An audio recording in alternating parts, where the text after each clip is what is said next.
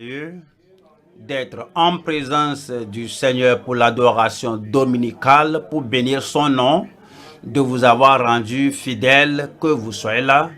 Et nous prions que la bénédiction du Seigneur se multiplie dans chaque vie, comme nous nous rassemblons ce matin au nom de Jésus-Christ.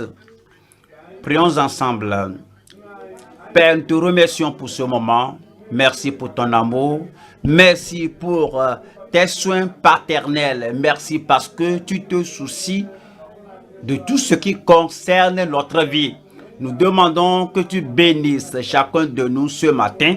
Bénis nos enfants, nos jeunes, nos adolescents, les adultes. Bénis tous les frères qui se rassemblent, père, mère, mari et femme. Bénis tout le monde au nom de Jésus-Christ.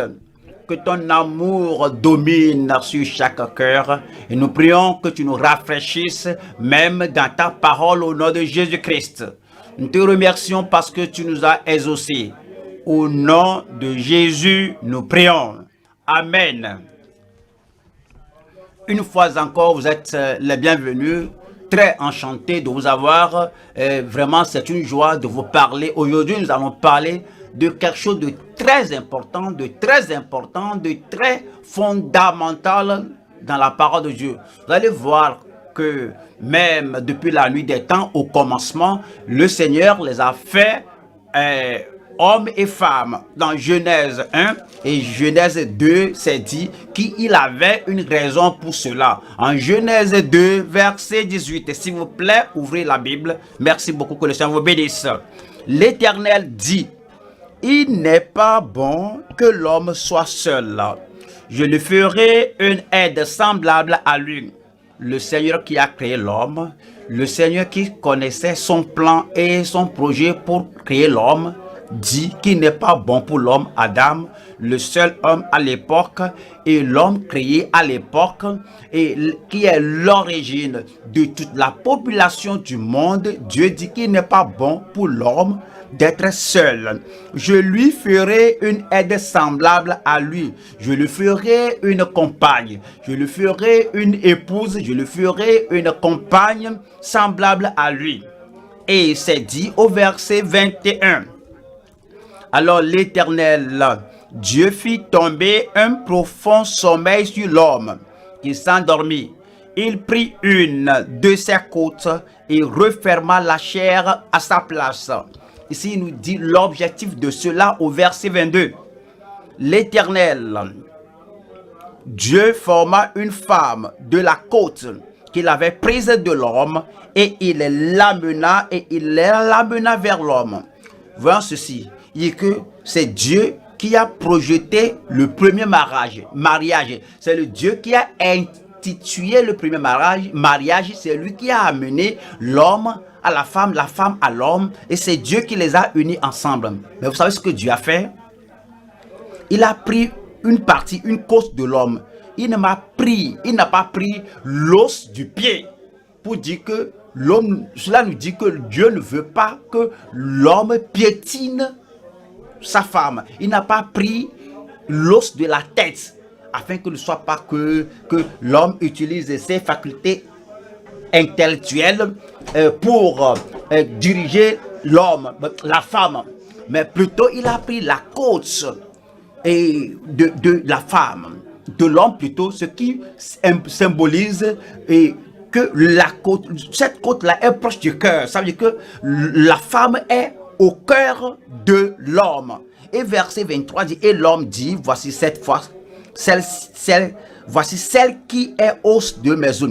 Le Seigneur lui a donné le discernement que voici, celle-ci est os de mes os et chair de ma chair. On l'appellera femme parce qu'elle a été prise de l'homme. Prise de l'homme, alors le Seigneur l'a amenée à l'homme. Voyons le principe qui suit et les choses qui s'en suivent comme un résultat de cette union initiale, de ce premier mariage. Le verset 24 dit: c'est pourquoi, à cause de ce que Dieu a fait dans la première union, à cause de ce que Dieu a fait pour Adam en lui amenant Ève, c'est dit, c'est pourquoi L'homme quittera son père et sa mère et s'attachera à sa femme et ils deviendront une seule chair. Je veux que vous remarquez bien le verset 24. Adam n'avait pas de père, Adam n'avait pas de mère, mais c'est dit que pour toutes les générations à suivre, pour tous les hommes, les femmes à suivre, il dit c'est pourquoi ce qui a été fait maintenant, c'est pourquoi l'homme quittera son père et sa mère et s'attachera à sa femme et ils deviendront une seule chair. Je vais vous rappeler qu'à l'époque là, il n'y avait pas de tribu. À l'époque là, il n'y avait pas de nation. À l'époque là, il n'y avait pas de génération de personnes. En ce temps-là, il n'y avait pas de dénomination. À l'époque là, il n'y avait pas de religion. En époque là, il n'y a pas référence de religion d'assemblée pour que les gens disent que oui, nous pratiquons ceci à cause de notre dénomination. C'est ce que nous pratiquons à cause de notre religion. Avant qu'aucune de ces choses ne soit arrivée dans ce monde, c'est dit que au vrai fondement du mariage, à l'origine de l'union entre l'homme et la femme, c'est dit, c'est pourquoi l'homme quittera son père et sa mère et s'attachera à sa femme et ils deviendront une seule chair. Vous allez voir que c'est exactement ce que Christ a souligné lorsque la question lui a été posée au sujet du mariage. Nous allons à Matthieu 19. Matthieu 19, verset 4. Il répondit, c'est Christ ici. Il répondit, n'avez-vous pas lu? Si vous cherchez la solution au problème de mariage, n'avez-vous pas lu? Si vous avez une question au sujet du mariage ou de la famille, n'avez-vous pas lu? Si vous cherchez l'accomplissement, la satisfaction des objectifs de Dieu dans le mariage, votre mariage, le mariage des enfants, le mariage des membres de l'église, le mariage de tout le monde, s'il y a une question au sujet du mariage, le Seigneur nous ramène à la Bible, à l'origine, à la source. Il répondit, n'avez-vous pas lu que le Créateur au commencement, Christ a confirmé la création et de la tribulation. Christ a confirmé que c'était Dieu qui a créé l'homme et la femme au commencement. Et on vient de la main du Créateur. Que le Créateur au commencement fit l'homme et la femme. Verset 5 dit, et qu'il dit, c'est pour cette raison, c'est pour ce but, c'est pourquoi l'homme quittera son père et sa mère et s'attachera à sa femme. Et les deux, l'homme et la femme, les deux, mari et femme, et les deux deviendront une seule chair.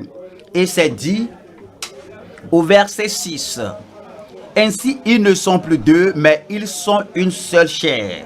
Que l'homme donc ne sépare pas ce que Dieu a joint. Nous avons le message d'aujourd'hui qui est le don de Dieu d'une famille bonne et pieuse. Le don de Dieu d'une famille bonne et pieuse. Nous allons voir 3 points comme nous considérons ce thème. Et premier point, son objectif prééminent pour une famille bonne et utile. Quel est l'objectif de Dieu? Pourquoi Dieu a-t-il institué le mariage? Son objectif prééminent pour une famille bonne et utile. 2. La préparation personnelle pour une famille pieuse et heureuse. La préparation personnelle pour une famille pieuse et heureuse. 3. Le partenariat progressif dans une famille croissante et saine. Le partenariat progressif dans une famille croissante et saine. Nous revenons au premier point. Et ce qui est son objectif prééminent pour une famille bonne et utile. Si on va faire quelque chose, si nous allons faire quelque chose de façon bonne et agréable, mes frères et sœurs, ma fille, mon fils, on a besoin d'un bon objectif. Si nos objectifs s'alignent avec ceux de Dieu, nous aurons le meilleur. Dieu pense à nous et nous pensons à Dieu. Nous pensons à Dieu a un plan. Nous avons un plan. Notre plan est comme le plan de Dieu. Dieu a un objectif et objectifs sont comme ceux de Dieu, si notre objectif s'aligne avec son plan, alors Dieu sera éminent dans notre famille, dans notre objectif. On aura le secours, la force, le progrès que le Seigneur veut nous donner lorsqu'il a institué le mariage. Quels sont les objectifs qu'on peut identifier de la parole de Dieu? On peut trouver 7 ici. Et je vais les parcourir et nous allons les prendre un à un. Numéro 1, nous avons le partenariat significatif. 2, nous avons la pureté perpétuelle. 3, c'est la puissance dominante. 4, c'est la protection pertinente. 5, c'est la procréation précieuse. Numéro 6, la provision parentale. Numéro 7, c'est le pèlerinage participant. C'est l'objectif que Dieu avait en vue. Si vous planifiez de vous marier, vous devez avoir cet objectif, ces objectifs en vue. Vous n'allez pas dire que je veux, mes papa et maman, je veux me marier. Oui, mais vous devez avoir des objectifs en vue. Le premier, c'est le partenariat significatif. Voyons Genèse chapitre 2, verset 18 ici, qui dit: l'Éternel Dieu dit, il n'est pas bon que l'homme soit seul. L'homme dans ce cas maintenant, l'homme Adam. Si vous êtes homme, vous êtes un frère, mettez votre nom là-bas. Il n'est pas bon que cet homme mentionne votre nom, là, soit seul. Si vous êtes déjà marié, vous devez comprendre qu'il n'est pas bon que toi, que tu sois seul. Alors c'est dit, je lui ferai une aide semblable à lui. C'est pourquoi nous avons ceci, une famille bonne et utile. Votre femme doit être une aide pour vous, utile à vous. Votre mari, votre femme doit être bonne et utile à vous. Et Dieu dit, je vous donne un mari, je vous donne une femme, afin qu'il y ait un partenariat significatif. Numéro 2, là-bas, c'est la pureté perpétuelle. Le Seigneur veut que toute l'église de Dieu, que toute la communauté, le monde entier soit pur, soit en bon état, soit juste. Et à cause de cela, il dit que l'immoralité va souiller la génération, va corrompre le monde entier. Donc il nous a donné l'objectif du mariage de la pureté perpétuelle. 1 Corinthiens chapitre 7, nous avons le verset 2. 1 Corinthiens chapitre 7 verset 2. Toutefois, pour éviter l'impudicité, il veut qu'on soit pur. Il ne veut pas qu'on soit immoraux, il ne veut pas qu'on se livre à n'importe quelle vie. Alors il nous a donné la solution. Alors toutefois, pour éviter l'impudicité, que chacun ait sa femme, que chacun ait sa femme, et que chaque femme ait son mari. Quel est l'objectif? C'est pour éviter l'impudicité, pour éviter l'adultère, la fornication. Verset 9. Il y a des gens qui disent que moi je ne veux pas me marier. Peut-être ils ont des raisons pourquoi ils disent cela, qu'ils ne veulent pas se marier. Ils pourraient penser à leur âge, pourraient penser de la situation dans la vie et se dire que c'est là je vais me tenir. Mais Dieu ne force le mariage sur personne. Il dit que je vous donne une femme pour vous aider, je vous donne un mari pour vous aider. Et si tu dis que je ne veux pas, ouais, si, mais verset 9 dit, mais s'il manque de continence, qu'il se marie, car il vaut mieux se marier que de brûler. Si imprudemment ou bien de façon téméraire, tu dis que je ne veux pas me marier, je vais rester comme ça, je vais continuer de servir Dieu. Mais tu viens de découvrir que la décision prise là n'est pas de Dieu. C'est parce que ton corps brûle. Et ton corps ne peut pas être sous contrôle. Tu dois retourner à Dieu disant que Seigneur, je suis désolé d'avoir dit cela, que je ne veux pas me marier. Vous savez, frères et sœurs, quand on parle de la repentance, on se repent des actes pécheurs, on se repent des décisions pécheresses, on se repent des paroles iniques. Si vous avez dit quelque chose et on a vu que ce qu'on a dit ne nous aide pas, et la chose là ne va pas nous permettre d'aller au ciel, parce que notre corps brûle et le corps nous pousse à aller dehors et faire quelque chose. Alors donc on se repent de ces paroles iniques qu'on avait déclarées devant Dieu. Je dis, Seigneur, je dis que je ne peux pas contenir ceci. J'ai lu dans la parole de Dieu qui dit que c'est mieux de se marier que de brûler. Et dit, mais s'il manque de continence, qui se marie, car il vaut mieux se marier que de brûler. Le numéro 3 ici, c'est la puissance dominante.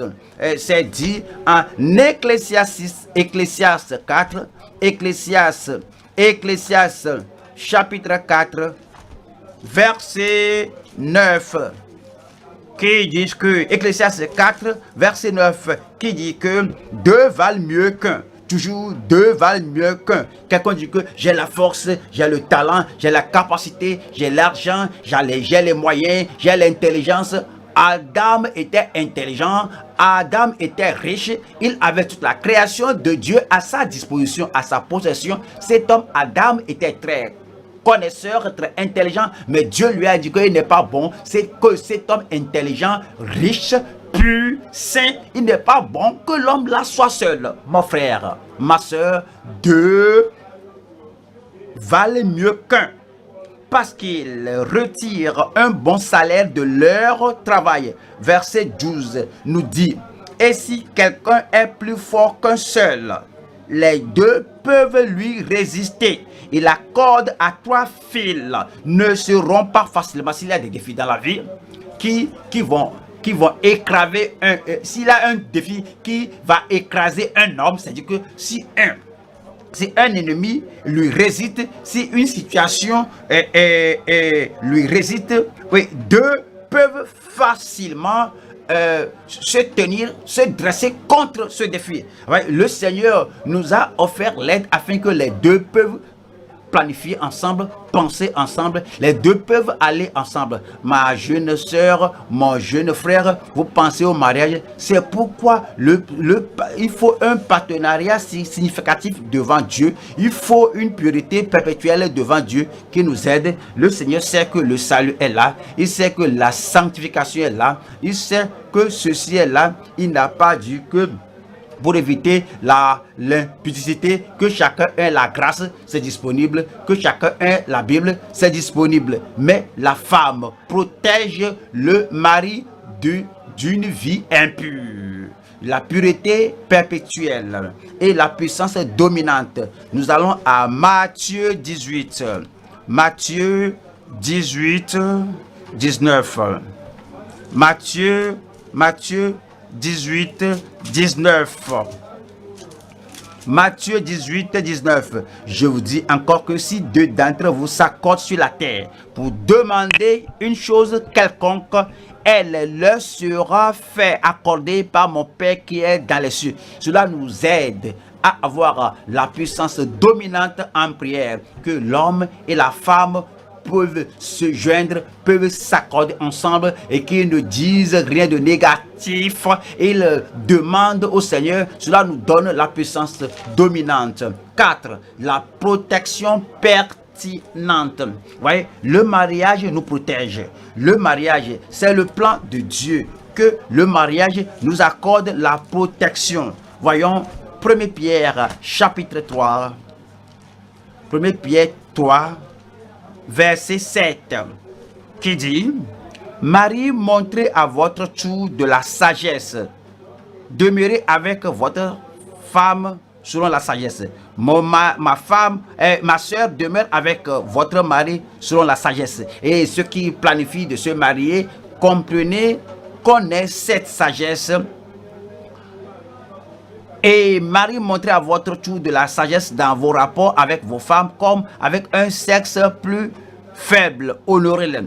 Qu'est-ce que, vous savez, un vase, un sexe plus faible, un vase peut être en céramique, peut être en argile. Lorsque ce vase est brisé, ce vase en poterie peut être facilement brisé, mais si c'est mis sous protection, comme vous l'avez mis dans une boîte ou bien dans un carton, parce que c'est un vase simple, fragile, cela ne sera pas facilement brisé. On donne honneur à la femme comme un vase, comme un sexe plus faibles, honorez-les comme devant aussi hériter avec vous de la grâce de la vie. Qu'il en soit ainsi afin que rien ne vienne faire obstacle à vos prières. C'est pour la protection présente, continuelle et pertinente.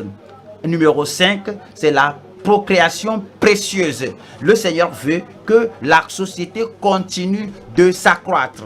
Et cela nous dit en Genèse chapitre 1, verset 27. Genèse 1, 27 nous dit: Dieu créa l'homme à son image. Il le créa à l'image de Dieu. Il créa l'homme et la femme. Pourquoi? Verset 28. Dieu les bénit. Et Dieu leur dit: soyez féconds, multipliez, remplissez la terre. C'est-à-dire, couvrez la terre et l'assujettissez. Et dominez sur les poissons de la mer, sur les oiseaux du ciel et sur tout animal qui se meurt sur la terre. Je veux que vous compreniez ceci. Dieu les bénit. Je vous ai créé, alors vous deux, hommes et femmes, mari et femme, je vous unis dans le secteur familial afin que vous soyez féconds, afin que vous multipliez, afin que vous remplissez la terre et que vous l'assujettissiez. Arrêtons un peu. Là, c'est la procréation. Dieu a créé et la procréation. Veillez le processus de la création. Ouais, la procréation. Le processus de la création doit continuer à cause de l'homme et de la femme.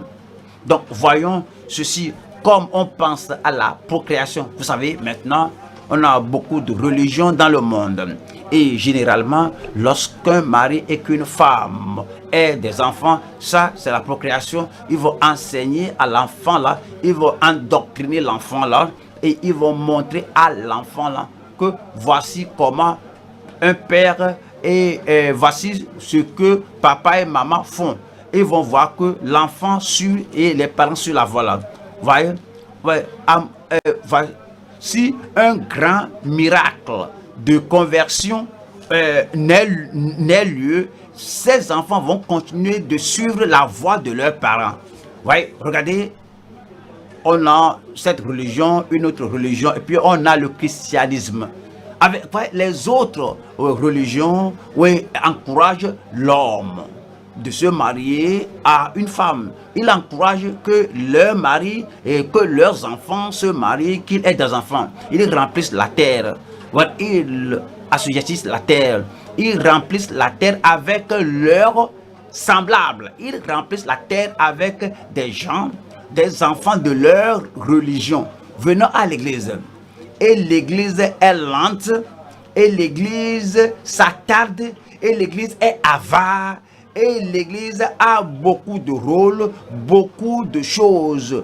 Et ce qui retarde la fécondité, la multiplication et de remplir la terre. Cela veut dire que les autres religions, même la religion chrétienne, pour la religion chrétienne peut ne pas parler du salut, d'être né de nouveau. Ils croissent, ils avancent, ils multiplient, ils sont féconds, ils remplissent la terre. Mais pour les gens de l'évangile, les enfants de Dieu, ceux qui croient au salut, à la sanctification, au baptême du Saint-Esprit, sans la sanctification, personne ne verra le Seigneur. Le seul problème pour eux, c'est que ils ne se marient pas à temps. Ils ne sont pas fructueux, ils ne sont pas féconds, ils ne multiplient pas, ils ne remplissent pas l'église, ils ne remplissent pas la famille de Dieu, ils ne remplissent pas le troupeau. Et les autres religions, alors comme ils croissent finalement, alors ils engloutissent ces églises qui ne se marient pas et qui ne se reproduisent pas eux-mêmes et puis qui ne forment pas leurs enfants dans la voie du Seigneur. Cela nous dit que Dieu nous a donné une bonne vie et l'occasion, l'opportunité, même le commandement est dit qu'il faut qu'il y ait une procréation précieuse. Alors, ôtons les obstacles de la voie. Le comité du mariage est là pour nous encourager les jeunes. Ce n'est pas pour les empêcher que tu as 30 ans, tu ne peux pas te marier, tu as 35 ans, tu ne peux pas te marier, 40 ans, tu ne peux pas te marier maintenant. Alors, nous disons qu'il reste ceci, il reste cela, il reste ceci. Alors, il faut ôter ces embûches de la voie de ces jeunes et que comprenons la pensée de Dieu, l'objectif de Dieu dans la procréation. Numéro 6, c'est la provision parentale. Lorsque ces enfants-là sont amenés dans ce monde et ils sont sans aide, ils ne peuvent pas se pouvoir de quoi se nourrir. Ce sont les parents qui vont les nourrir, qui vont leur accorder l'hébergement, la restauration, la communion, tout le monde. C'est pourquoi Dieu nous a donné le mariage. Nous allons au Proverbe 22. Proverbe chapitre 22, 6. Proverbe 22, 6. Instruis l'enfant selon la voie qu'il doit suivre. C'est bon d'envoyer l'enfant à l'école, mais il faut assez d'instruction, d'élévation qui doit provenir de l'enfant, des parents depuis la naissance. C'est pourquoi Dieu nous a donné l'enfant. Et puisque vous planifiez le mariage, mon fils, ma fille, on doit comprendre que lorsque l'enfant viendra, comment dois-je instruire l'enfant? De quelle manière dois-je diriger l'enfant? Comme vous vous mariez à quelqu'un, alors qui aussi aura la même idée que vous, la même compréhension que vous, et la même doctrine que vous, le même style de vie que vous enseignez à l'enfant, comme vous allez enseigner l'enfant, la façon dont l'enfant doit aller. Instruire l'enfant selon la voie qu'il doit suivre. Et quand il sera vieux, il ne s'en détournera pas. Numéro 7. C'est le pèlerinage participant. C'est-à-dire que nous sommes pèlerins et marcher seul parfois est frustrant. Mais si on a un partenaire, oui, un mari, on a une femme, si on a quelqu'un qui marche ensemble avec vous, lorsque vous êtes fatigué, l'autre va vous encourager. Alors il faut un pèlerinage participant. Et comme on voit Hébreux 11, Hébreux chapitre 11, 7. Cela parlait de Noé.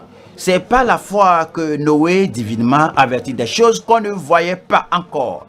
Il saisit d'une crainte respectueuse, construisit une arche pour sauver sa famille. Vous voyez? Une arche pour sauver sa famille. Et comme ils étaient ensemble, ils peuvent s'encourager. Comme ils étaient ensemble, ils peuvent rappeler l'un à l'autre les promesses de Dieu que le déluge vient. Le Seigneur t'a dit, mon mari, de faire cette arche. Nous sommes en accord avec toi. Et tous les enfants vont ensemble. Alors, c'est un pèlerinage participant. Et c'est dit, c'est par elle qu'il condamna le monde et devint héritier de la justice qui s'obtient par la foi. Nous allons au verset 8. 8 qui dit, c'est par la foi qu'Abraham, lors de sa vocation, obéit et partit pour un lieu qu'il devait recevoir en héritage. Et qu'il partit sans savoir où il allait. Voilà le verset 11. Verset 11. C'est pas la foi que Sarah elle-même. C'est pas la foi que Sarah elle-même.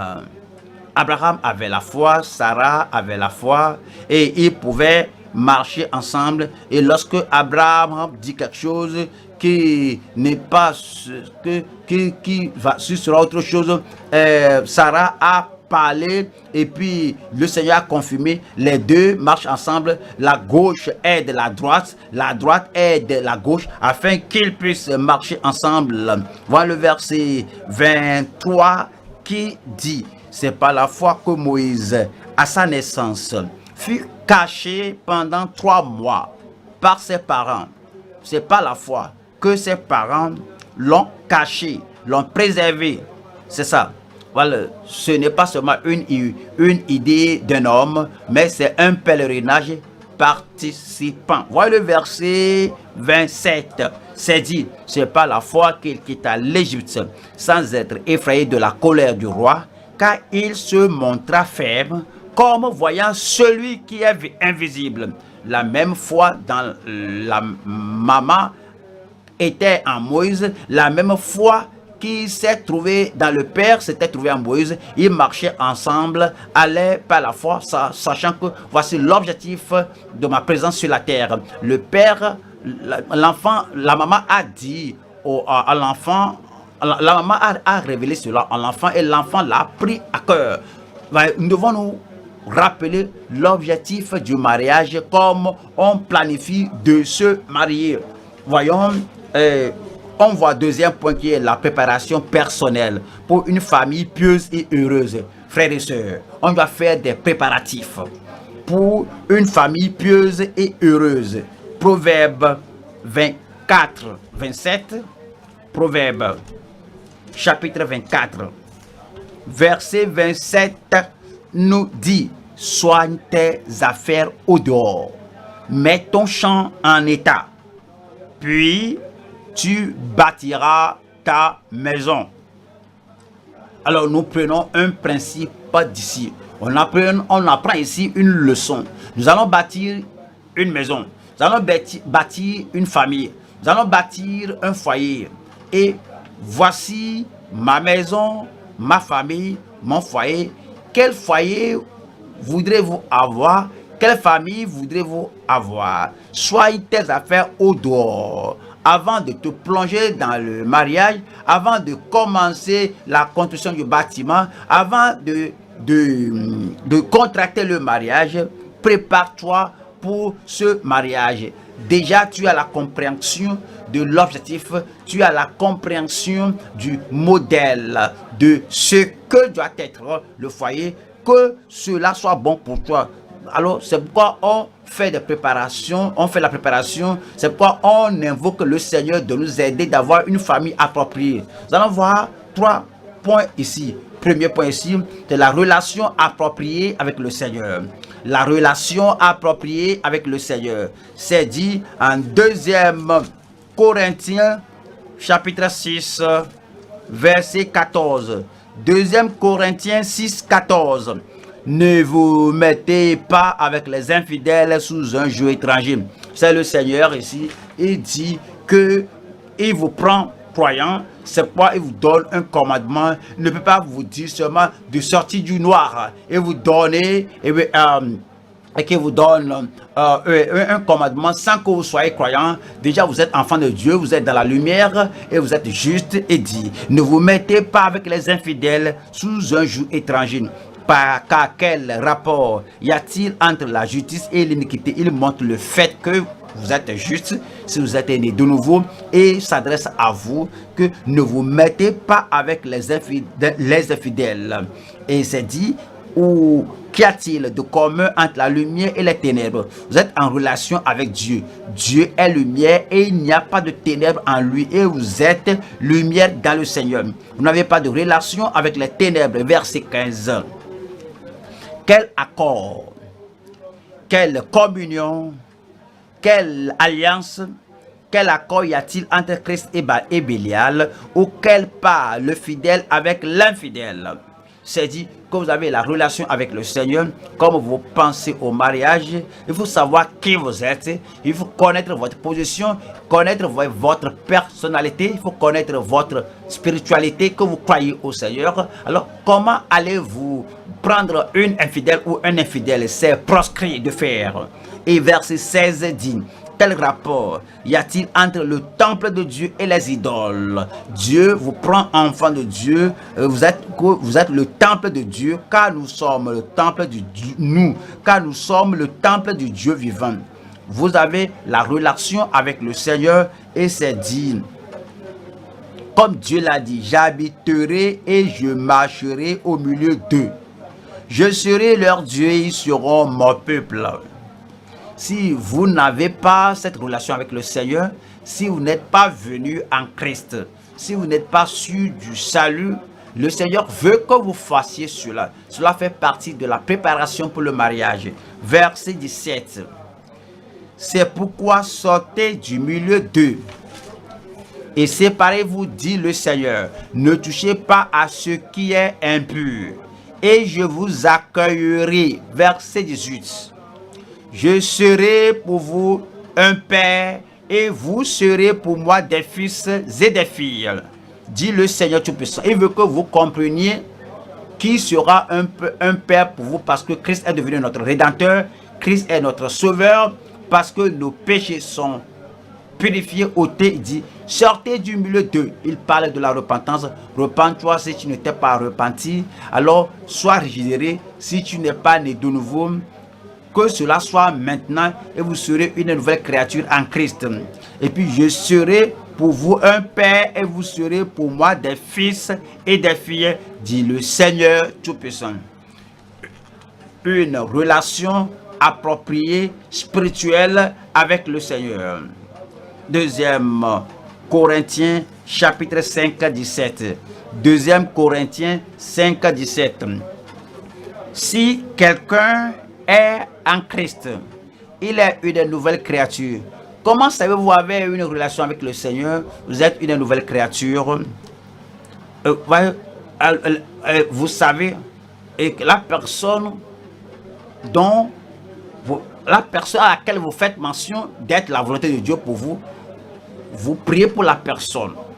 Et comment saurez-vous que cette personne est enfant de Dieu? C'est dit, si quelqu'un est en Christ, il est une nouvelle créature. Les choses anciennes sont passées, voici, toutes choses sont devenues nouvelles. C'est ce que le Seigneur veut. Il veut que la relation avec le Seigneur soit affermie. C'est très clair. Et c'est dit en Jean 17. Jean chapitre 17. Et nous voyons verset 6. Ici, le Seigneur parle à ses disciples. Et il parle à tous ceux qui ont la relation avec le Seigneur. J'ai fait connaître ton nom aux hommes que tu m'as donné du milieu du monde. Que tu m'as donné du milieu du monde. Ils étaient à toi et tu me les as donnés. Et ils ont gardé ta parole. C'est la relation. La relation que vous devez avoir avec le Seigneur, que Dieu dira, je le connais, oui, je la connais, il est mon enfant, elle est mon enfant. Lorsque vous priez pour la volonté de Dieu en mariage, il dit que je te donnerai le meilleur, j'ai un projet pour ta vie. Et c'est dit au verset 14 de Jean 17. Verset 14 dit, je leur ai donné ta parole et le monde les a haïs. Je leur ai donné ta parole et le monde les a haïs. Au fait, si vous avez la relation avec le Seigneur, vous avez accepté la parole de Dieu. Et Jésus a dit que et le monde les a haïs. Le monde qui vous hait ne vous donnera pas de bonnes choses. Si vous êtes réellement enfant de Dieu, le monde qui vous a haïs ne va jamais vous donner une bonne femme, ne va jamais vous donner un bon mari. Si le monde doit vous donner quelque chose, il va vous donner quelqu'un qui va vous dérailler, qui va vous décourager, qui va vous distraire pour vous faire rater le ciel. Et si vous êtes un véritable enfant de Dieu, la relation avec le Seigneur ici est confirmée au ciel. Et le monde les a haïs parce qu'ils ne sont pas du monde, comme moi, je ne suis pas du monde. Voilà le verset 15. 15 dit, je ne te prie pas de les ôter du monde, mais je ne te prie pas de les ôter de l'école qu'ils fréquentent dans le monde. Je ne te prie pas de les ôter du marché où ils vendent dans le monde, de les ôter du bureau où ils travaillent dans le monde. Je ne te prie pas de les ôter du monde, mais de les préserver du mal. Satan est mauvais, il est dans le monde. Tous les pécheurs sont dans le monde, ils sont mauvais. Le Seigneur dit que je ne te prie pas de les ôter du mal, mais de les préserver du mal. Il souligne et encore au verset 16 que ils ne sont pas du monde, ils ont la relation avec Dieu, une relation appropriée avec le Seigneur. Ils ne sont pas du monde, comme moi, je ne suis pas du monde. Voyez le numéro 2 ici. Après avoir affirmé et que Dieu a confirmé votre relation avec lui, maintenant vous allez vouloir prier. Vous allez vouloir prier pour la volonté de Dieu. Deuxième point. La requête de prière de la part du Seigneur. La requête de prière de la part du Seigneur. Proverbe 19, 14. Proverbe 19, 14. On peut hériter de ses pères une maison et des richesses, mais une femme intelligente est un don de l'Éternel. Une femme intelligente, une femme sage, une femme édifiante, une bonne femme, une femme supportrice, une femme heureuse, une femme qui vous fera progresser dans la bonne vie de la direction que Dieu a marquée pour vous. Une telle femme, une femme intelligente est un don de l'Éternel. Maintenant, si quelque chose est du Seigneur, comment dois-je l'avoir du Seigneur? Le salut est du Seigneur. Le salut est de la part du Seigneur. Comment dois-je avoir le salut? La grâce est du Seigneur. Comment dois-je avoir la grâce du Seigneur? La sanctification, la sainteté, un nouveau cœur est du Seigneur. Comment dois-je avoir ce nouveau cœur du Seigneur? Par la prière, en suppliant, en parlant au Seigneur. J'aime de ceci. Il me donne la grâce.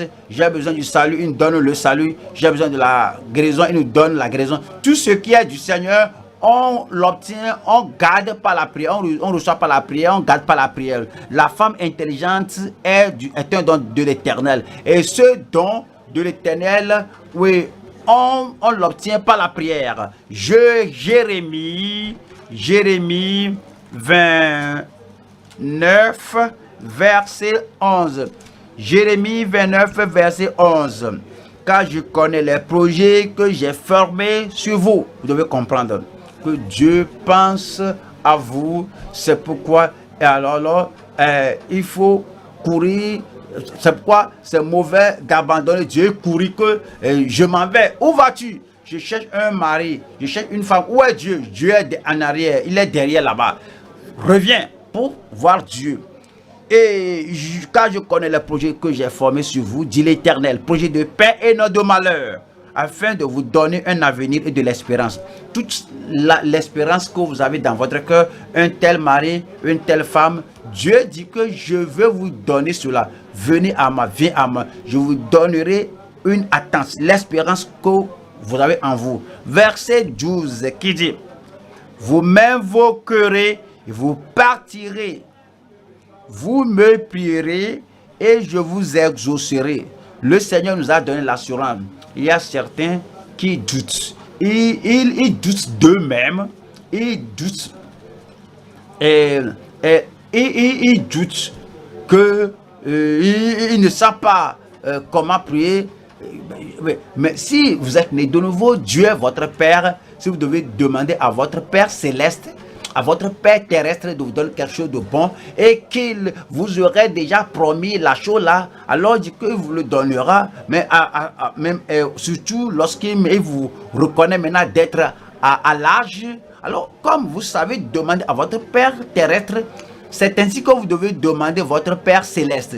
Et verset 13 qui dit ici, vous me chercherez et vous me trouverez si vous me cherchez de tout votre cœur.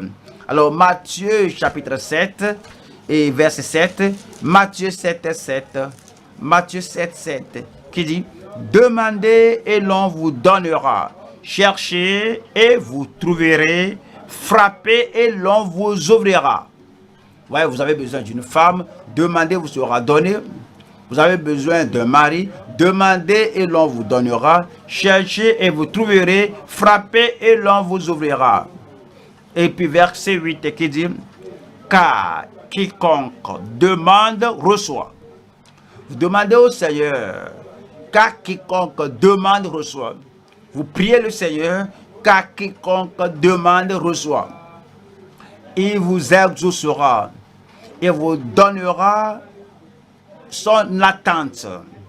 Et celui qui cherche trouve et l'on ouvre à celui qui frappe. Et nous donne une illustration à partir du verset 9. Lequel de vous donnera une pierre à son fils s'il lui demande du pain? Aussi demande un poisson, lui donnera-t-il un serpent? Verset 10. Aussi demande un poisson, lui donnera-t-il un serpent? Voilà la conclusion au verset 11. Si donc méchant comme vous l'êtes, vous qui êtes issus d'Adam avec la nature adamique, si donc méchant comme vous l'êtes, vous savez donner de bonnes choses à vos enfants, à combien plus forte raison votre Père qui est dans les cieux donnera-t-il de bonnes choses à ceux qui les lui demandent. De bonnes choses. Et c'est dit en Proverbe. Proverbe 18, 22. Proverbe 18, 22. Regardez votre Bible. Proverbe 18, verset 22. Celui qui trouve une femme trouve le bonheur. C'est une grâce qu'il obtient de l'Éternel. L'Éternel dit, à combien plus forte raison votre Père céleste vous donnera-t-il de bonnes choses parce que vous les lui demandez. Alors il faut tout faire qu'il n'y ait pas d'idole dans le cœur. Il faut tout faire que vous aimiez le Seigneur. Il faut tout faire que vous dépendiez du Seigneur et vous savez qu'il vous donnera le meilleur. Il vous exaucera au nom de Jésus-Christ. Je veux que votre Amen soit sonore et tonitruante. Que Dieu vous exaucera au nom de Jésus-Christ. Et 3 ici, nous avons la justice protectrice devant le Seigneur. La justice protectrice devant le Seigneur. Lorsque on renouvelle la justice devant le Seigneur, on ne dit pas que je cherche maintenant, je ne peux pas obéir maintenant à la doctrine, je ne peux pas maintenant suivre la Bible, maintenant on se fait mal. Parce que vous comprenez, la justice, c'est notre protection devant le Seigneur. Alors, cela vous protège des méchants, cela vous protège des mauvais, cela vous protège de Satan et du monde inique. Ésaïe 54, Ésaïe 54, verset 17. Ésaïe 54, verset 17.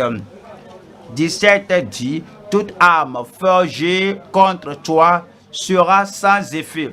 On a besoin de cette promesse de Dieu. On a besoin de cette promesse du Seigneur comme on planifie le mariage, comme on veut le meilleur dans la vie. Toute arme forgée contre toi sera sans effet. Et toute langue qui s'élèvera en justice contre toi, tu la condamneras. Tel est l'héritage des serviteurs de l'Éternel. Tel est le salut qui leur viendra de moi, dit l'Éternel. La justice, le salut qui leur viendra de moi, dit l'Éternel.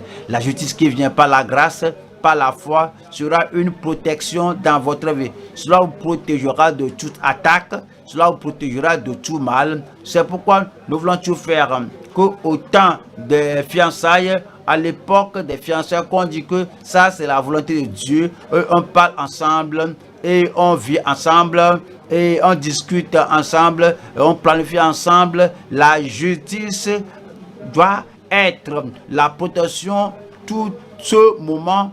Cela doit protéger notre mariage comme planifié. Et finalement, lorsque le jour J vient de se marier, vous ne faites pas le mariage pour plaire au monde. Après tout, le monde vous hait. Vous ne faites pas le mariage pour intéresser le monde. Mais vous avez besoin de la protection du monde. Même en ce temps-là de mariage et la récession, tout ce que vous faites, vous devez tout faire dans la justice parce que la justice apporte la protection. Nous avons 1 Corinthiens chapitre 10. 1 Corinthiens 10, 31. Soit donc que vous mangiez, soit que vous buviez, soit que vous fassiez quelque autre chose, faites tout pour la gloire de Dieu. Comme vous faites les pas selon la volonté de Dieu, vous priez et vous exaucez. Si Dieu n'a pas encore exaucé, il vous exaucera et le Seigneur le rendra défini dans votre corps, définitivement que voici l'homme là, voici la fille là, voici ton mari, voici ta fille, voici ta femme. Et dès que vous connaissez la volonté de Dieu, vous adressez l'un à l'autre selon la volonté de Dieu et vous discutez ensemble tout ce que vous faites, que vous mangez, que vous buviez, que tout ce que vous faites soit fait dans la volonté de Dieu et aller faire le mariage traditionnel, payer la dot, ou bien aller à la mairie pour faire le mariage civil. Alors vous ne faites rien dans le désordre. Tout ce que vous faites tout pour la gloire de Dieu. Et le Seigneur bénira votre union et votre mariage au nom de Jésus-Christ. Et c'est dit en 1er Thessaloniciens 5, 1er Thessaloniciens 5, verset 21. 1er Thessaloniciens 5, verset 21. Mais examinez toutes choses, retenez ce qui est bon. Et il pourrait y avoir des gens qui vous disent que est-ce que tu es en fiançailles, fais comme ça, fais ceci, mais examinez toutes choses. Et dit, et selon le modèle juste que Dieu nous a montré dans la parole de Dieu, nous ne parlons pas des traditions, nous ne parlons pas des règles de dénomination, nous parlons de la parole de Dieu qui est la parole de justice. Mais examinez toutes choses, retenez ce qui est bon. Verset 22 qui dit, abstenez-vous de toute espèce de mal. Le Seigneur sera avec vous, mon fils, le Seigneur sera avec vous, ma fille, et tout sera pour la gloire de Dieu. Vous aurez un bon mariage, vous aurez un mariage heureux, vous aurez une famille pieuse et le Seigneur vous accordera même au-delà de votre attente dans le mariage au nom de Jésus-Christ. Maintenant, après qu'on est venu ensemble, alors comment maintenant va-t-on conduire le mariage? Troisième point maintenant, nous voyons le partenariat progressif dans une famille croissante et saine. Le partenariat progressif dans une famille croissante et saine. Maintenant, vous êtes ensemble, vous êtes mariés. Après le mariage, pensez à l'amour que vous avez. Il faut qu'il y ait un accroissement dans cet amour. Pensez aux joies, à la joie que vous avez lorsque vous êtes venus ensemble. Vous devez comprendre, ce n'est que le fondement, la fondation. Il faut qu'il y ait le progrès dans cette joie, dans votre profession. Regardez le niveau où vous êtes maintenant. Dieu dit que deux valent mieux qu'un. Le fondement maintenant est posé. Maintenant, vous êtes mariés. Alors, le progrès que vous avez, alors tout doit maintenant croître. Regardez, vous maintenant, votre passion pour le ciel. Maintenant, vous êtes mariés. Tout maintenant doit croître. Regardez maintenant votre dévotion à l'œuvre du Seigneur. Maintenant vous êtes mariés. Maintenant tout doit croître. Prenez ce mariage comme un don de Dieu pour vous, pour faire le progrès dans votre vie, dans tous les aspects de votre vie. Et votre partenariat vous conduira au progrès. Et en croissant, vous allez demeurer bien sain. Nous allons voir 3 points. Premier point ici. La communion pieuse dans un foyer juste, gracieux. Communion pieuse dans un foyer gracieux. Notre foyer doit être gracieux. Tous ceux qui voient notre famille, qui entendent parler de notre famille, tout est de la grâce. Numéro 1, c'est la communion pieuse dans un foyer gracieux. Voyons Éphésiens au chapitre 5, verset 1. Éphésiens 5, verset 1. Verset 1 dit, devenez donc les imitateurs de Dieu comme des enfants bien-aimés. Devenez donc les imitateurs de Dieu comme des enfants bien-aimés. Verset 2 dit, et marchez dans la charité à l'exemple de Christ qui nous a aimés et qui s'est livré lui-même à Dieu pour nous comme une offrande et un sacrifice de bonne odeur. C'est dit maintenant que la justice dans la famille, la justice dans la communion nous fait maintenant marcher dans l'amour. On marche dans l'amour. Lorsque vous êtes seul marchant dans l'amour, vous regardez la parole de Dieu et vous voulez aller au bureau, vous voulez ouvrir la porte, vous fermez la porte, vous êtes rentré dans votre voiture. Maintenant, vous marchez dans l'amour, vous êtes maintenant marié. Avant de sortir, chérie, je sors. Je serai de retour, j'irai à tel lieu. Vous passez cette information parce que vous êtes maintenant ensemble, parce que les deux deviendront une chair. Vous marchez dans l'amour. Lorsque vous avez votre salaire, votre argent, alors maintenant vous marchez dans l'amour. Lorsque vous êtes seul, vous avez l'argent tout seul, vous pensez comment vous allez dépenser l'argent, comment vous allez faire ceci, et vous prenez la décision vous-même par la prière. Maintenant vous êtes enfant de Dieu, vous êtes une femme mariée, un homme marié, vous travaillez, vous marchez dans l'amour et la personne que vous avez à la maison, c'est-à-dire votre mari ou votre femme ne doit pas se sentir comme un locataire ou une locataire et la personne est seule. Mais vous marchez dans l'amour, cela veut dire que vous rendez toutes choses ouvertes à la personne, à votre mari, à votre femme, que voici la direction qu'on va, voici ce dont on a besoin de la maison. Ça, c'est marcher dans l'amour. Alors, c'est pratique et c'est sacrificiel et c'est altruiste. Vous n'allez pas vous oublier et retourner à là où vous n'allez pas retourner à votre ancienne vie de célibat. Alors maintenant, comme vous êtes marié maintenant, marchez dans l'amour comme Christ aussi, à l'exemple, et marchez dans la charité à l'exemple de Christ qui nous a aimés. Soulignez cela, vous voyez, il fut un moment que Christ parlait à ses disciples que vous êtes mes amis parce que tout ce que j'ai reçu de mon Père, je vous l'ai révélé. Vous n'êtes pas serviteurs, je ne vous traite pas comme des serviteurs, mais je vous traite comme des amis parce que tout ce que j'ai reçu du Père, je vous l'ai donné. Alors, c'est la même chose qui s'applique ici, comme on marche dans l'amour comme Christ nous a aimés. Tout ce que vous avez, vous rendez cela visible à votre mari. Ce que vous avez, vous révélez cela à votre femme. Alors, il n'y a pas un jeu de cache-cache, il n'y a pas une clandestinité. Le Seigneur même a dit que tout ce qu'on a, que Père, et Jésus priait le Père, que Père, la gloire que tu m'as donnée, je la leur donne. Alors, c'est ce qu'il me dit dans le mariage. Alors, marchez dans l'amour comme Christ nous a aimé, la gloire que vous avez, la joie que tu as, l'honneur que tu as, le respect que tu as, la position que tu as dans la famille, alors appartient à vous deux. Si on doit aimer comme Christ a aimé, c'est dit, et qui s'est livré lui-même, il a donné la totalité à l'église et on doit faire la même chose. Alors, et qui s'est livré lui-même à Dieu pour nous comme une offrande et un sacrifice de bonne odeur. Voilà le verset 25 qui dit: Marie, aimez vos femmes comme Christ a aimé l'église. Comme Christ a aimé l'église et s'est livré lui-même pour elle.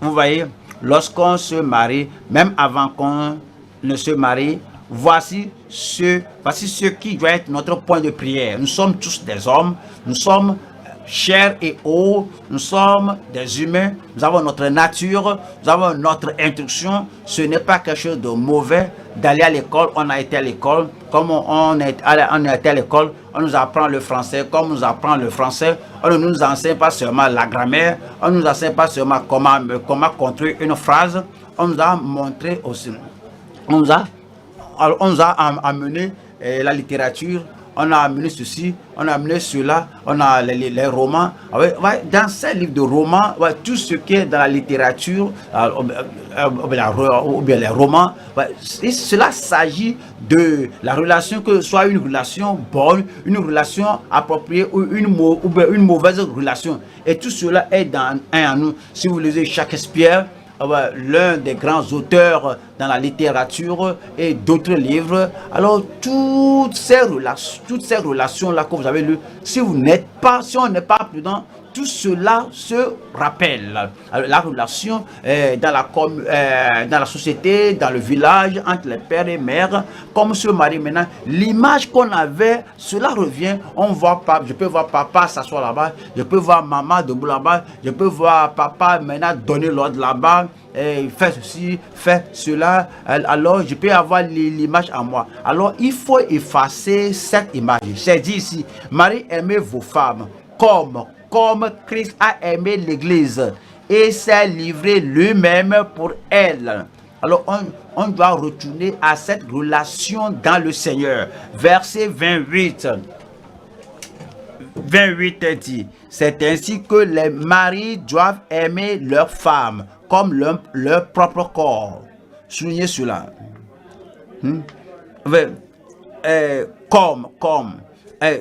Chaque fois on utilise le mot doivent. Je dois faire ceci, je dois voyager, aller ici, je dois voyager, je dois faire ceci, je dois faire ceci, je dois. et la femme est le numéro 7, le numéro 8 de la liste. Je dois faire ceci d'abord avant la femme, je dois faire ceci avant le mari, la femme, je dois faire ceci avant la femme, je dois voir mon ami avant la femme.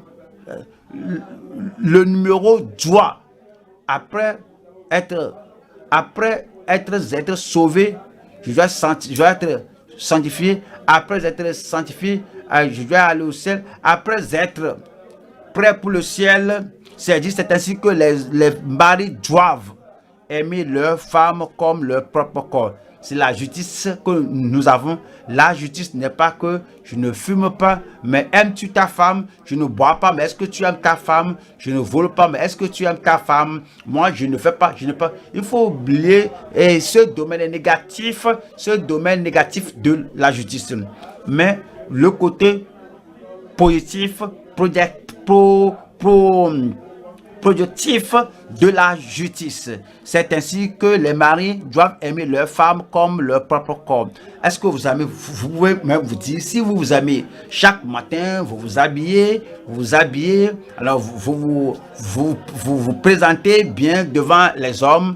C'est dit, c'est ainsi que les maris doivent aimer leur femme comme leur propre corps. Celui qui aime sa femme s'aime lui-même.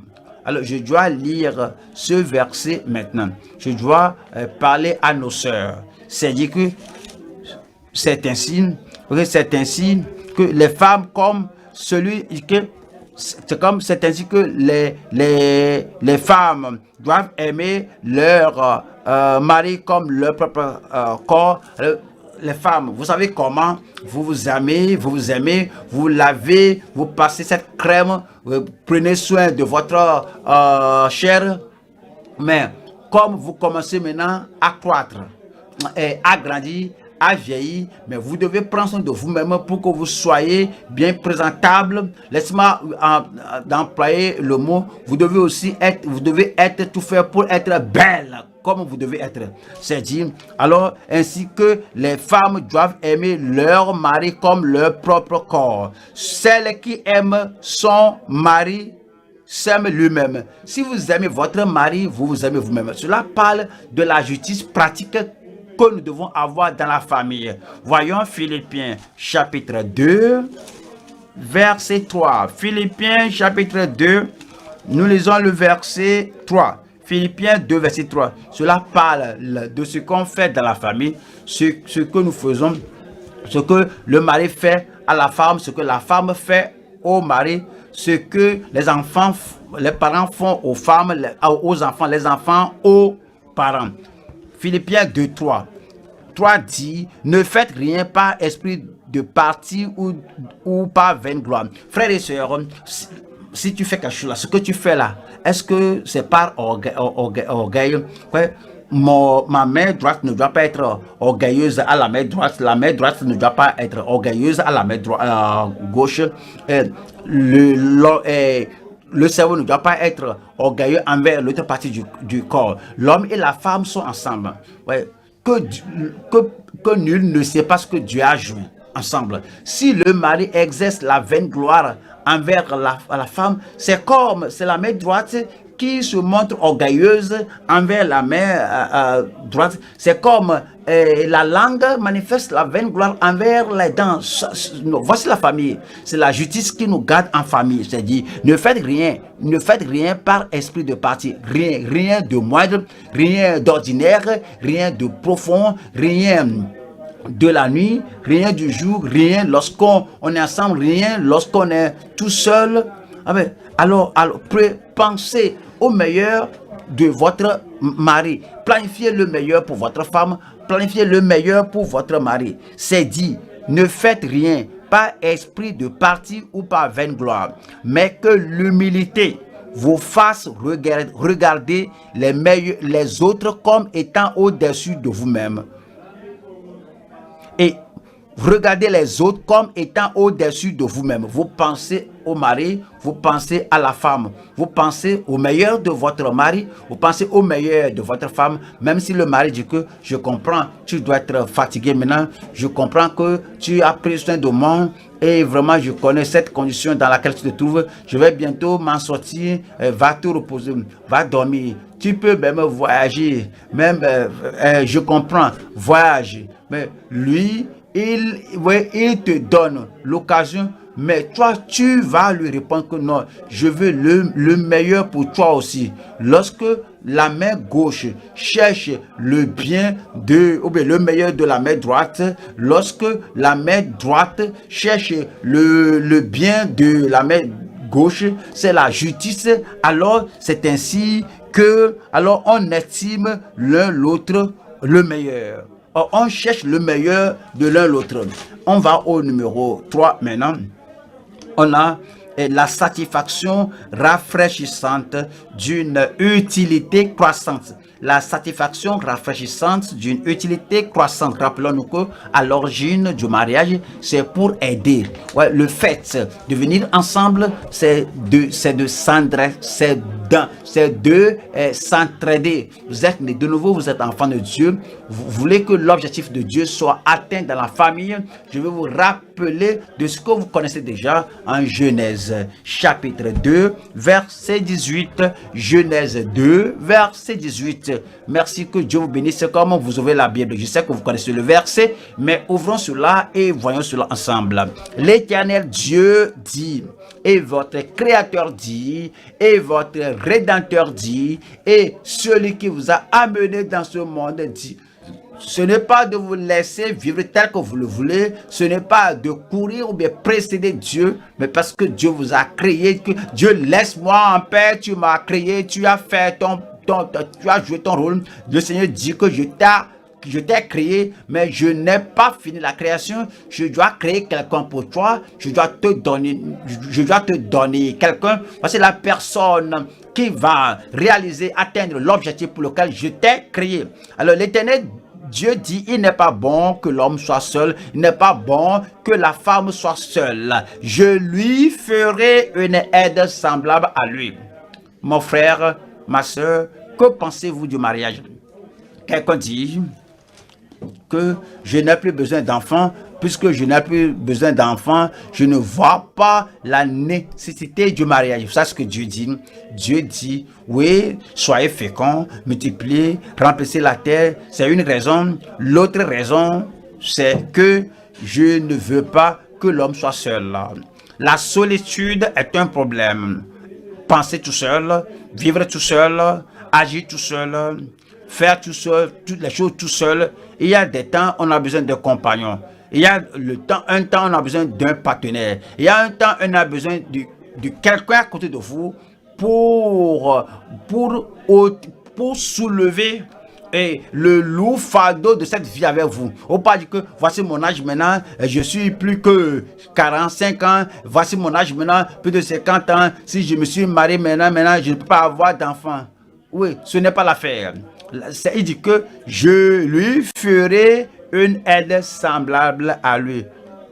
Alors, on a besoin de secours, on a besoin d'aide. L'aide qu'on ne peut pas avoir des voisins, une aide qu'on ne peut pas avoir même des parents, une aide qu'on ne peut pas avoir même d'un enfant ou bien d'un parent. On a besoin d'une aide. Je lui ferai une aide semblable à lui. Voyons 2 Samuel verset 10. 2 Samuel 10 verset 11. Il dit, si les Syriens sont plus forts que toi, tu viendras à mon secours. Si les Syriens sont plus forts que moi, tu viendras à mon secours. Et si les fils d'Ammon sont plus forts que toi, j'irai te secourir. Est-ce que vous voyez là-bas secourir? Cela fait partie. La première partie, secours. Deuxième partie, secourir. Alors, c'est réciproque. Je t'aide, tu m'aides. Si j'ai un défi, si elle a un défi, donc on s'entraide. je t'aide, tu m'aides. C'est pourquoi vous avez un problème, vous pensez à cela, vous êtes triste. Mon mari, quel est le problème? Ne t'en fais pas, je vais m'en sortir. Mon mari, c'est comme tu n'es pas heureux, tu n'es pas gai, comme d'habitude. Oui, je comprends, je vais m'en sortir, tu iras bien. Dis-moi non, non, tu ne vas pas comprendre. Non, ceci n'est pas pour les femmes. Ceci, c'est moi seul. Tu comprends? Il faut comprendre la raison pour laquelle Dieu t'a donné une femme. Comprends pourquoi Dieu t'a donné un mari. C'est que vous soyez une aide l'un pour l'autre. Pourrais-je vous donner un secret? Il y a un temps, Dieu va cacher cette idée de vous.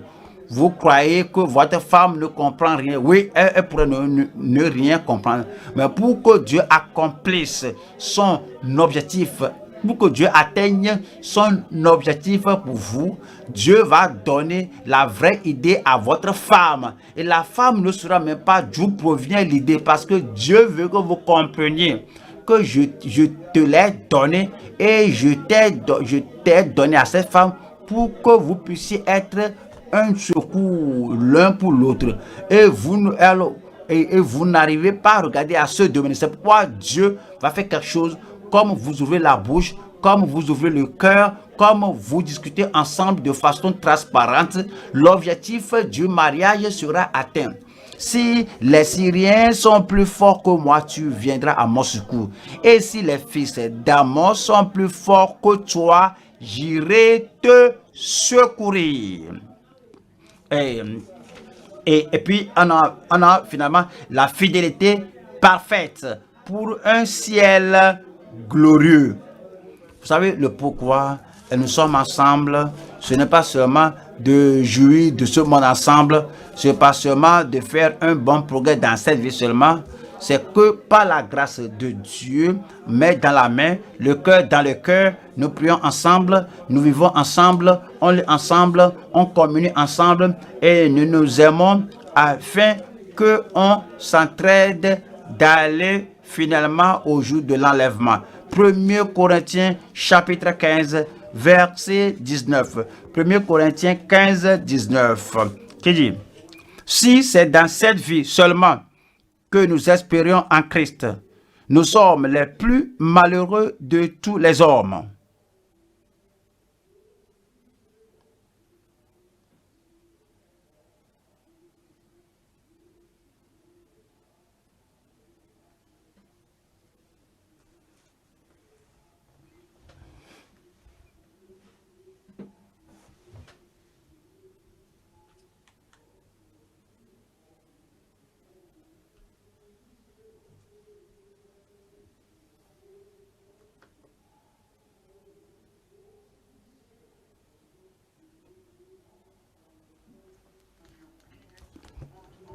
On doit être obéissant à la parole de Dieu lorsque nous sommes fatigués, lorsqu'on est tiède. Si cela paraît qu'il n'y a pas d'énergie, il n'y a pas de passion d'avancer, le partenaire ou le mari ou la femme nous élève, nous édifie, nous aide et on avance. On dit gloire à Dieu pour ma femme, gloire à Dieu pour mon mari. Je ne sais pas ce qui va arriver, j'étais très fatigué, je ne voudrais même pas aller à l'église, je ne veux pas continuer, mais voici ma femme. Cette femme est une bonne aide pour moi, un bon encouragement pour moi. Mon mari est un bon encouragement pour moi. Et maintenant, je me tiens, et maintenant, j'avance. Je suis content de demeurer chrétien, je suis content d'entendre l'avènement du Seigneur. Si le mariage nous fait cela, frères et sœurs, ça, c'est une partie majeure dans notre mariage. 1 Corinthiens chapitre 15, verset 21. Verset 21. Voici verset 51, plutôt verset 51, verset 51. Voici, je vous dis un mystère, nous ne mourrons pas tous, mais tous nous serons changés. En un instant, en un clin d'œil, à la dernière trompe, la trompette sonnera et les morts ressusciteront incorruptibles et nous serons changés. Vous serez là au nom de Jésus-Christ. Frères, sœurs, parents, enfants, nous prendrons part à l'enlèvement. Nous allons nous encourager l'un l'autre pour qu'on soit prêt à l'enlèvement l'enlèvement au nom de Jésus-Christ. Un bon mariage là-bas, un mariage pieux là-bas, un mariage heureux ici, un mariage saint là-bas. Et au dernier jour, vous allez prendre part aux noces de l'agneau. En Apocalypse 19, verset 7. Apocalypse 19, nous lisons le verset 7 qui dit: réjouissons-nous, mari et femme, réjouissons-nous, enfants de Dieu, réjouissons-nous, parents et enfants, réjouissons-nous, et parce que non seulement on entend parler de l'enlèvement, nous sommes prêts pour l'enlèvement. Non seulement on entend parler de l'avènement du Seigneur, on s'apprête pour l'avènement du Seigneur. Non seulement on a reçu des messages qui nous conduisent à prier, mais nous avons un ami, un compagnon, une femme, un mari, nous avons des enfants, des parents. Et nous tous, nous nous encourageons que l'enlèvement est sur le point d'arriver. Et puis le mariage est un facteur contributeur qui nous fait pousser d'aller en avant pour être prêts pour l'enlèvement. Réjouissons-nous et soyons dans l'allégresse et donnons le gloire, car les noces de l'agneau sont venues et son épouse s'est préparée. L'église glorieuse s'est apprêtée, l'église gracieuse s'est préparée. Et verset 8 dit: et il lui a été donné de se revêtir d'un fin lin éclatant pur, car le fin lin, ce sont les œuvres justes des saints. Car le fin lin, ce sont les œuvres justes des saints. Verset 9 dit: et l'ange me dit, écrit, heureux ceux qui sont appelés aux noces de l'agneau, heureuses ces familles-là, mari, femme, mari, enfant, parents, vous avancez joyeusement, vous vous préparez pour l'avènement du Seigneur. Tout ce qui est dans la famille, vraiment, est une grande occasion pour vous d'être prêts pour l'enlèvement. Et c'est dit que, et heureux ceux qui sont appelés aux fêtes de l'agneau, Et il me dit, ces paroles sont les véritables paroles de Dieu. Frères et sœurs, mari et femme, parents et enfants, nous rendons grâce à ce que Dieu nous a révélé ceci aujourd'hui. Un bon mariage sur la terre, un bon mariage pieux sur la terre, et comme la trompette sonnera, et nous allons passer à la gloire lorsque le Seigneur viendra. Frères et sœurs, vous ne serez pas absents. Votre mariage n'empêchera pas votre justice. Votre mariage n'empêchera pas votre enlèvement. Votre mariage n'empêchera pas votre relation avec le Seigneur. Cela va vous édifier, cela va vous encourager, cela vous fera avancer. Maintenant, oublions le passé et commençons de nouveau tout ce qu'on doit être dans le Seigneur. Le Seigneur fera de nouvelles choses dans notre vie. La grâce, de grâce sur grâce dans notre vie. Plus d'amour dans notre vie, plus de communion dans notre communauté et dans l'église du Dieu vivant. Par la grâce de Dieu, cet amour de Dieu va croître dans notre cœur et dans nos foyers. Et l'amour de Dieu va croître dans notre famille et nous allons nous aider pour aller au ciel au dernier jour. Amen pour votre famille. Tenons-nous debout et parlons Seigneur en prière. Nous avons beaucoup entendu au sujet de la préparation. Nous avons vu que la femme ou le mari est un don de Dieu. La femme est une faveur de Dieu. Le mari est une faveur de Dieu. C'est l'offre gracieuse de Dieu pour nous, pour toi, pour nous tous. Préparons-nous. Si vous n'êtes pas encore marié, préparez-vous. Et que toutes ces choses soient dans votre vie comme un fondement. Vous connaissez, le partenariat, c'est pour un objectif. Et vous savez que Dieu veut qu'on soit pur. C'est pourquoi il nous conduit dans ce mariage, la pureté perpétuelle. Et c'est pour la puissance dominante. Deux valent mieux qu'un. Ne soyez pas plus sage que Dieu. Il ne faut pas dire que je n'ai pas besoin de ce que Dieu dit, que moi j'en ai besoin, deux valent mieux qu'un dans toutes choses, dans la prière. Si deux d'entre vous s'accordent pour demander quelque chose, mon frère, comment aurez-vous un partenaire de prière hors de la maison alors que votre femme n'est pas votre partenaire de prière, ma soeur? Comment tu as un partenaire ou bien une partenaire de prière hors de ce pays et ton mari n'est pas ton partenaire de prière? Si deux d'entre vous s'accordent pour demander quelque chose, cela nous donne la puissance, la dominance dans la prière. Dieu le fera. Et cela aussi nous donne une protection présente, pertinente et indispensable. Le mari est la protection à la femme est la protection au mari, les parents sont la protection des enfants, les enfants sont la protection de leurs parents. Il y a la procréation précieuse et la procréation inestimable. N'attardons pas le mariage dans l'église. Ne mettons pas des embûches devant les futurs mariés. Aidons, conseillons, encourageons. Ce n'est pas bon que une partie de leur vie s'en soit allée avant qu'ils ne se marient. Et ils sont avec le mariage déjà dans le comité, ils sont avec leur dossier est avec le comité de mariage 1 an, 2 ans, 3 ans, et le comité de mariage ne pouvait pas conclure leurs problèmes. Si le comité de mariage est devenu une grande montagne qu'on doit déplacer, voici c'est le problème pour ceux qui veulent se marier. Vraiment, c'est un grand problème pour l'Église. La procréation précieuse. Ne permettez pas que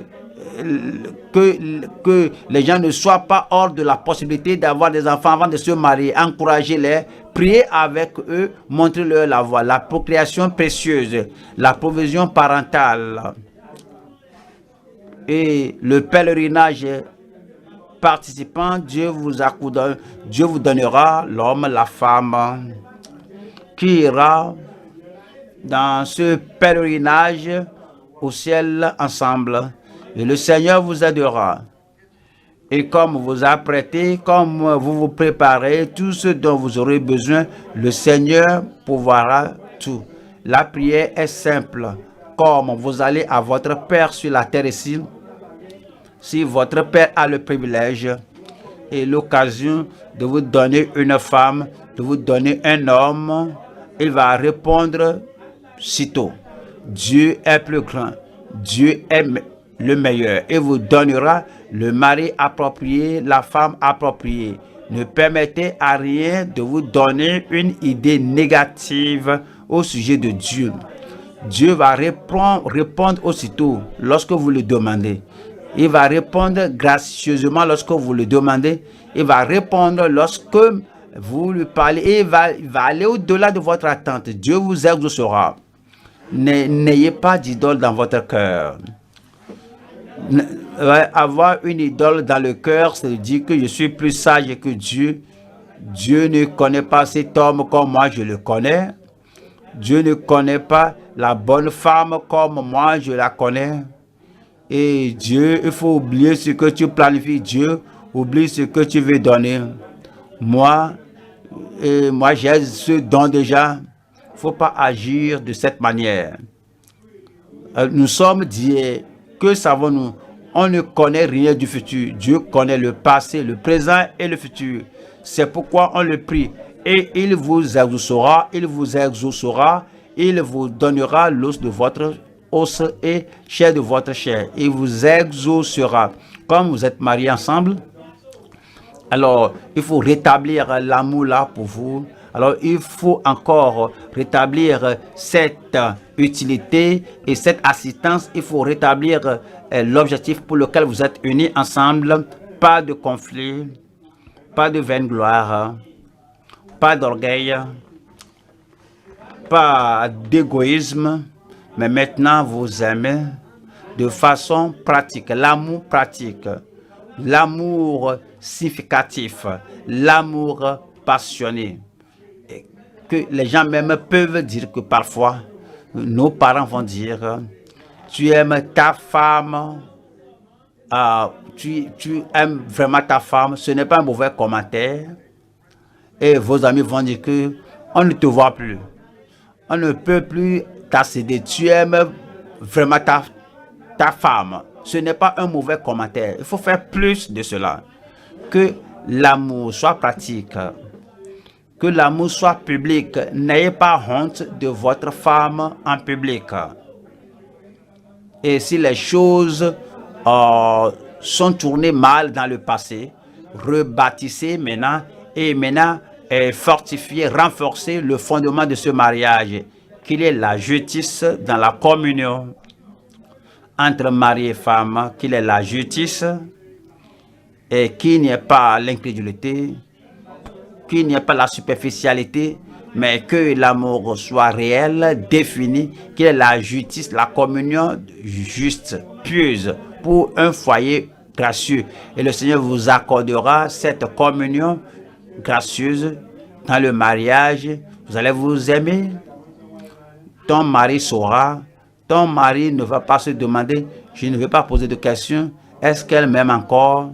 Ça veut dire que la chose là n'est pas assez pratique. Que cela soit pratique, il faut l'exprimer, il faut le dire, il faut le dramatiser, il faut le montrer, que cela soit rafraîchissant.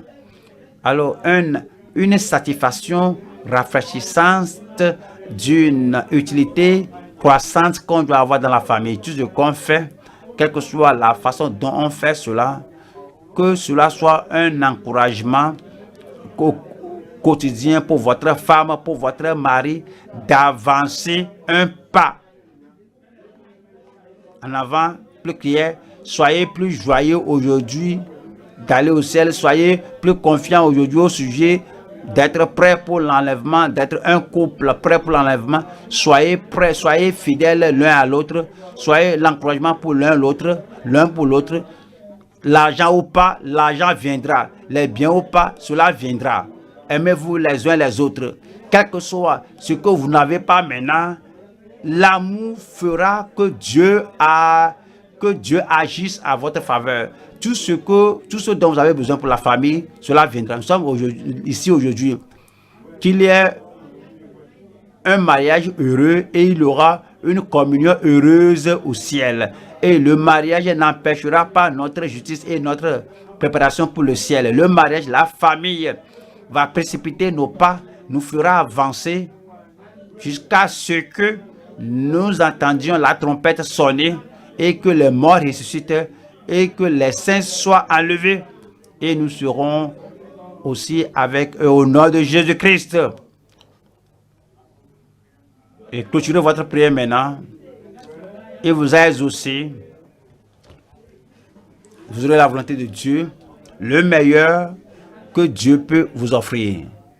Vous aurez un mariage heureux, le meilleur, le foyer, votre mariage vraiment très heureux. Père, nous te remercions pour ce moment. Merci pour la révélation de ta parole. Merci pour ce qu'on a appris aujourd'hui. Nous prions que plus de grâce vienne dans chaque vie, plus de grâce dans chaque famille. Nous prions que plus d'amour vienne dans chaque cœur, que plus d'amour vienne dans chaque famille.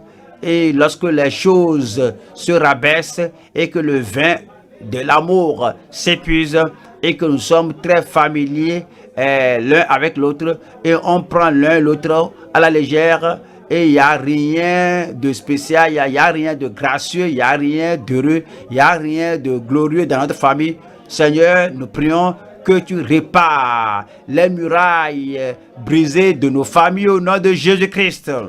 Comme nos jeunes frères et sœurs se préparent à se marier après avoir connu la volonté de Dieu ou ils n'ont pas connu la volonté de Dieu, nous prions que selon ta promesse, que tu nous accordes un futur et une attente et une espérance. Donne l'espérance à chaque jeune au nom de Jésus-Christ.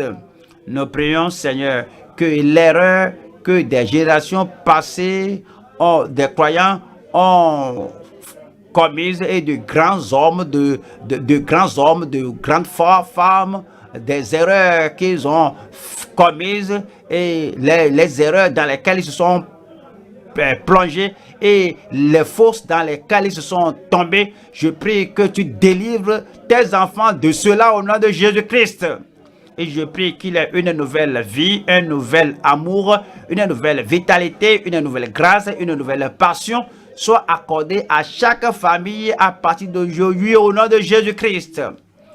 Ôte l'orgueil de tout cœur, le conflit de tout cœur, la vaine gloire, ôte cela de tout cœur, la compétition charnelle entre le mari et la femme, ôte cela de tout cœur, le soupçon, ôte cela de tout cœur, l'avarice, ôte cela de tout cœur, l'égoïsme, ôte cela de tout cœur. Que ton amour s'approfondisse entre le mari et la femme, entre les parents et les enfants, que ton amour pénètre chaque domaine de notre famille et que Seigneur, on est là une famille de justice, qu'on ait une famille pure, qu'on a une famille prête pour l'enlèvement et lorsque la trompette sonnera, aucun d'entre nous ne soit absent au nom de Jésus-Christ.